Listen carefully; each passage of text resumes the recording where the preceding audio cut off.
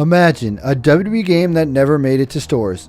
A game where John Cena was a superhero, The Undertaker was a dark sorcerer, and every fight took place in a wild, comic book style arena. This sounds insane, right?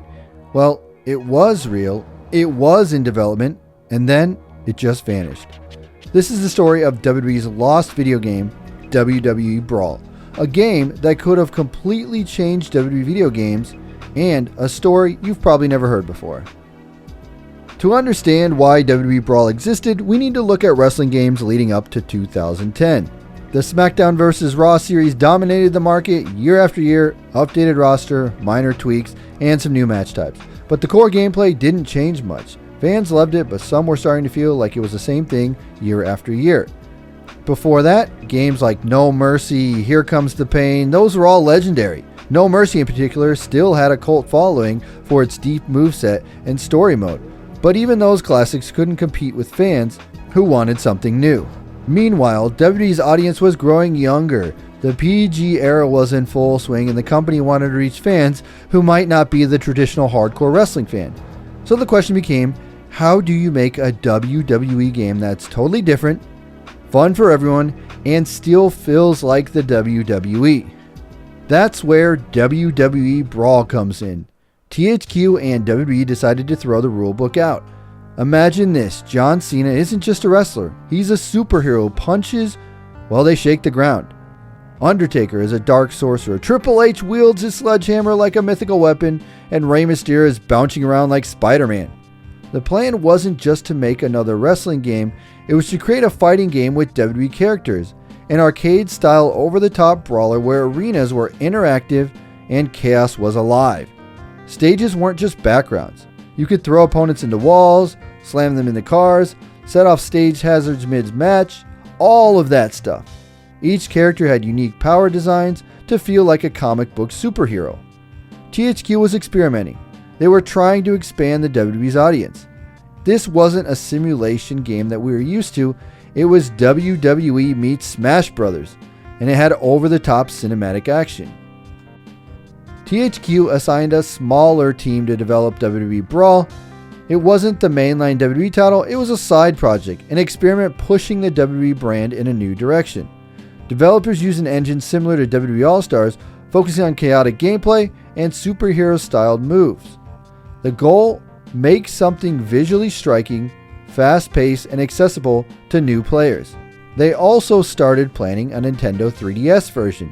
Even at the prototype stage, the 3DS build showed that THQ wanted to bring WWE Brawl to handhelds. Younger fans and casual gamers could play it anywhere. Early footage shows interactive stages like rooftop, city streets, and fantasy arenas. Instead of the traditional wrestling matches, the emphasis was on a spectacle, combos, and cinematic finishers. Some developers even said the game was a mix of wrestling and superhero fighting, which perfectly captured the vision. It was ambition, and it was a little crazy. Exactly the kind of idea that could either flop or become a cult classic. For years, WWE Brawl was considered a myth. Rumors floated around online, and no one besides THQ had actually really seen this game. Then, a beta leaked online. First prototypes, and later, a Nintendo 3DS build. The console beta was unfinished but fully playable. The roster included John Cena, Undertaker, Rey Mysterio, and a handful of others. Moves were exaggerated, Cena's punches sent shockwaves. The 3DS beta was even more fascinating. Simplified graphics, sure, but the gameplay stayed wild. It showed THQ was thinking about portability and younger audiences. Even handheld, the chaos translated. Interactive arenas, power-ups, and special attacks.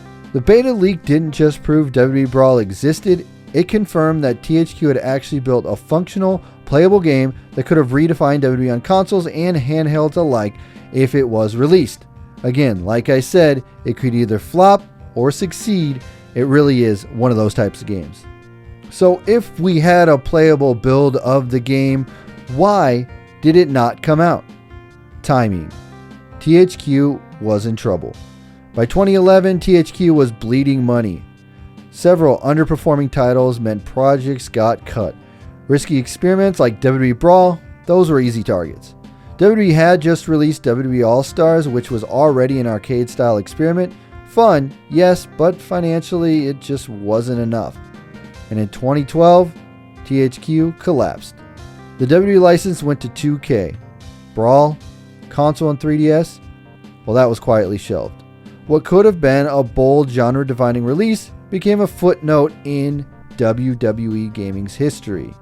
Even canceled, WWE Brawl left its mark. The beta leak gave fans a glimpse into a world that they never experienced with the WWE game. Online, people asked, would this game be good or would it fail? Could it be bigger than All-Stars? Could it become a series? How would online multiplayer have worked? Fans even compared it to Smash Bros. With their number system, Def Jam Vendetta, and arcade fighters. People wondered, would this one be similar to those? Now, to think about it today, WWE Brawl's legacy isn't in sales, it's in imagination.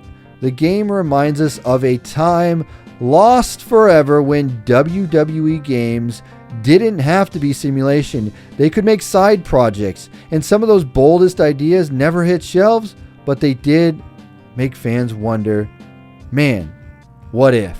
What if? Imagine a fully polished Brawl with modern graphics, online multiplayer, DLC arenas, even more exaggerated, over-the-top superpowers. It could have been iconic. Instead, it remains a what if, a glimpse of something that could have been. Would this have been a success? Would people actually want to play a game like this? I think in 2010, that is definitely a yes. This is a WWE game that I would have loved to see.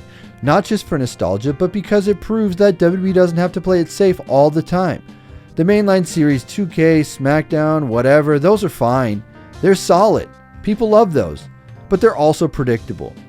They follow the same formula every year, and yeah, that's fine if you like consistency, but where's the risk? Where's the creativity? Where's the fun that makes people go back and go, whoa, WWE just did that? Games like Brawl or even WWE All-Stars are experiments. There are moments where WWE can try something weird, something over the top, and something completely different from the norm. And here's the thing, fans love that stuff. I want WWE to continue to make more projects like this. Smaller teams, weird ideas, arcade chaos, handheld experience, whatever. Just don't keep pumping out the same mainline simulator every year. Give us something wild. Give us something different. Something that makes us laugh. Something that makes us go, wow, okay. Something that makes us go, wow, I can't believe that WWE did this. Because if WWE can take a risk like Brawl for once, there's no reason they can't do it again. And honestly, I'd be there one day playing it, losing my mind, having fun with my friends, loving every second of it. But until then, we can only look back at John Cena as a superhero, Undertaker as a dark sorcerer, WWE in a world of pure chaos.